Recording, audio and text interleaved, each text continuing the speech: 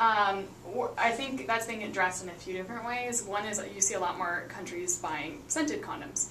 And I was just living in Zambia, and those were enormously popular there. I think in part because, it sounds bad, but people don't bathe as frequently. So it's definitely an advantage there as well. And then also we do, in terms of the actual procurement process, we've added a step in for smell and transparency testing. So we actually have a little powwow where after we send off the condoms for samples during our qualification process to go through the ovens, essentially, to age them quickly. They're sent back to us, and we open them all up and make sure that they kind of pass that test after they've been aged. So, but I would say I don't think I haven't heard. Have you guys heard any complaints back on irritation specifically? All over West Africa. Really? About how irritating our condoms are. Yeah. But it could be a product. Are those, first of all, are those products procured by us, or are those products donated by the government? Or donated by they're the our brand. donors? The ones that I've encountered. Well, they can be our brand, but they can also be donated by USAID and others.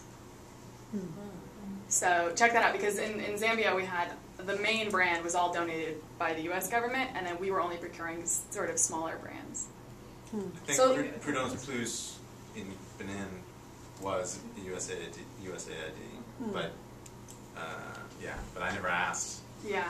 You know, yeah, is it hours, or is it, you know, like Who bought it? Is it hours, Yeah. hours, or only hours? It's also something, I mean, if that's a consistent issue with a donor purchasing, and probably that's USA Deliver, JSI, to have that conversation in country with them and say, you know, these are the complaints we're coming back. We don't have a whole lot of control over the procurement process. So it's something that moving forward with new procurements, we'd like to see addressed in a different type of way. It seems like that would be worth looking at.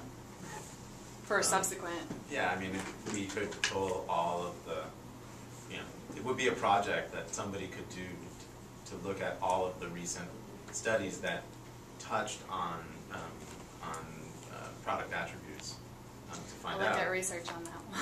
And, well, I mean, basically anywhere where we've done a qualitative condom study, it would show up. So. Yeah, so all I'm saying is if it's procurement and us in DC, just because we don't hear that, you know, we're just the to delivery and if they get there. So, and also condoms can change quite a lot when they age.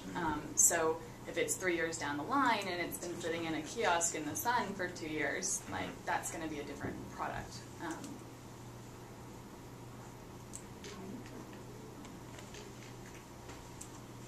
right. Thank you, guys. Thank you.